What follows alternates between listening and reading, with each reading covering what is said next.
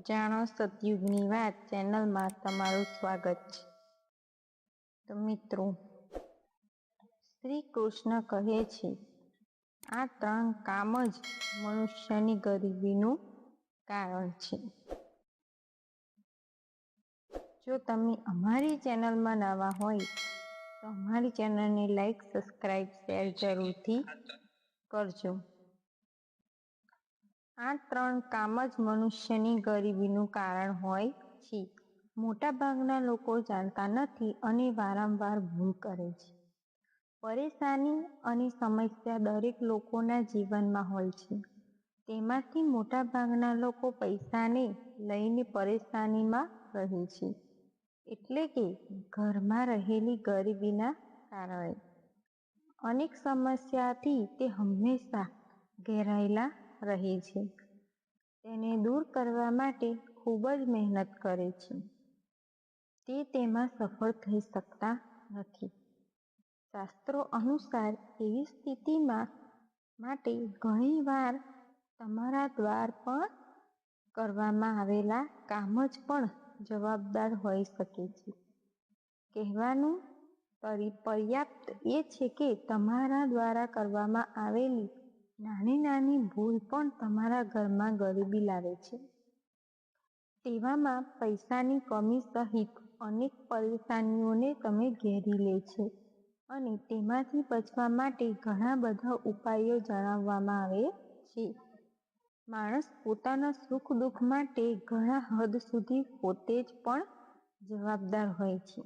ભગવાન ભલે તમારા ભાગ્યમાં પૈસા અને સુખ લખીને મોકલી દે, પરંતુ તમારી દરેક વાત પર ભગવાન નજર રાખે છે અને તમારા કર્મ અનુસાર જ તમારું ભાગ્ય બદલી પણ દે છે. એટલા માટે જોવા જઈએ તો ઘણા માણસોની હથેળીમાં લાંબા આયુષ્ય રેખા હોવા પર અકાળ મૃત્યુને પ્રાપ્ત થઈ જાય છે અને સારી ભાગ્ય રેખા હોવા પર ગરીબીમાં જીવન જીવે છે. ભગવાન શ્રી કૃષ્ણના મિત્ર સુદામા પણ આ વાતનું ઉદાહરણ માનવામાં આવે છે, જેમને પોતાની ભૂલના કારણે અત્યંત ગરીબીનો સામનો કરવાનો પડ્યો. જોકે બાદમાં શ્રીકૃષ્ણની કૃપાથી તેમની ગરીબી દૂર થઈ ગઈ હતી. આજે અહીં અમે અમુક એવા જ કારણો તમને જણાવવા જઈ રહ્યા છીએ, જેના કારણે ભાગ્ય તમારી જ નારાજ થઈ જાય છે અને તમારે ગરીબીનો સામનો કરવો પડે છે. ઘરમાં સકારાત્મક માહોલ બનાવવા માટે સૌથી સારો ઉપાય છે ઘરને સુગંધિત રાખવામાં આવે છે. ઘરમાં એવી વ્યવસ્થા કરવામાં આવે છે જેનાથી તમારે રૂમ, કિચન, હોલ વગેરેનું વાતાવરણ સુગંધ રહે. તેના તમે અગરબત્તી, અત્તર, પરફ્યુમ વગેરેનો ઉપયોગ કરો છો. જો તમારા ઘરમાં કોઈ કારણે દુર્ગંધ આવે છે તો તેના માટે તમારે તરત જ કોઈ ઉપાય કરવો જોઈએ. શાસ્ત્રો અનુસાર જે સ્થાન પર ગંદકી કે દુર્ગંધ હોય છે તે સ્થાનને ધનની દેવી મહાલક્ષ્મી સહિત બધા જ દેવી દેવતાઓ છોડી દે છે. વળી ત્યાં ગરીબી અને ખરાબ શક્તિ સક્રિય થઈ જાય છે, જેના લીધે ઘરમાં સફાઈ કરવી જોઈએ અને વાતાવરણ સુગંધિત હોવું જોઈએ. જ્યાં સુગંધિત હોય છે ત્યાં સકારાત્મક ઉર્જા રહે છે અને ત્યાં જ માતા લક્ષ્મીનો વાસ હોય છે. જ્યાં સુધી બની શકે ત્યાં સુધી પ્રાકૃતિક વસ્તુથી સુગંધ ફેલાવો, જેમ કે ગાયના છાણનો ધુમાડો, લોબાન, કપૂર વગેરે. ઘરમાં સુગંધિત વાતાવરણ રહેવાથી મસ્તિષ્ક પ્રસન્ન અને શાંત રહે છે, જેના કારણે ઘરમાં ગૃહ ક્લેશ નથી થતો. સુગંધિત વસ્તુ દોષનું પણ નિવારણ થાય છે. તન મન પર સુગંધ પોતાને વિશેષ પ્રભાવ નાખે છે. સુદામાનું ઉદાહરણ પણ તમારી સામે છે, તો સૌથી પહેલા તે કારણથી વાત કરી લઈએ જેના કારણે સુદામા ગરીબ થયા હતા. સુદામાએ લાલચમાં આવીને ગુરુ માતા દ્વારા આપવામાં આવેલું ભોજન એકલા જ ખાઈ લીધું હતું. જો કે તેમાં શ્રીકૃષ્ણનો પણ ભાગ હતો. બીજાનો ભાગ ખાવાના કારણે સુદામાને ગરીબીનો સામનો કરવો પડ્યો હતો.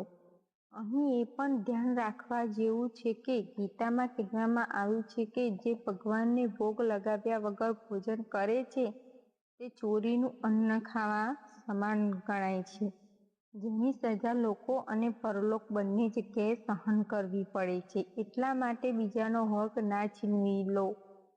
ઘરમાં નાની નાની વાતોમાં પરસ્પર ક્લેશ થવાના કારણે પણ ઘરમાં ગરીબીનો વાસ થાય છે. ઘરમાં જ્યાં ત્યાં ગંદા કપડાં હોવા છતાં તૂટેલી ફૂટેલી વસ્તુઓને ભેગા કરીને ખાવાથી પણ આર્થિક સ્થિતિ ખરાબ થવા લાગે છે. જે ઘરમાં મહિલાનું સન્માન નથી થતું ત્યાં શુક્ર અને ચંદ્રમાની અશુભતાના કારણે ઘરમાં ગરીબીનો વાસ થાય છે. તેવામાં એ વાતનું ધ્યાન રાખો કે પુરુષ પોતાની પત્ની સાથે ખરાબ વ્યવહાર કરે છે, તેમને અપશબ્દ બોલે છે અને તેની સાથે મારપીટ કરે છે તે ઘરમાં લાંબા સમય સુધી માતા લક્ષ્મી રહેતી નથી. એટલે કે ઘરની સ્ત્રીનો અનાદર થાય છે. ત્યાં લાંબા સમય સુધી દેવી માતા લક્ષ્મી નથી. એટલે ત્યાં સુધી ગરીબી આવતા વાર નથી લાગતી. શરાબ અને જુગારને સર્વનું કારણ માનવામાં આવે છે. તેનું ઉદાહરણ મહાભારતમાં બતાવવામાં આવ્યું છે. જુગાર રમવાના કારણે ચક્રવર્તી સમ્રાટ યુધિષ્ઠિરને પોતાનું રાજપાટ ગુમાવવાનું પડ્યું હતું અને અંતમાં પોતાની પત્નીને પણ દાવ પર લગાવી દીધી હતી.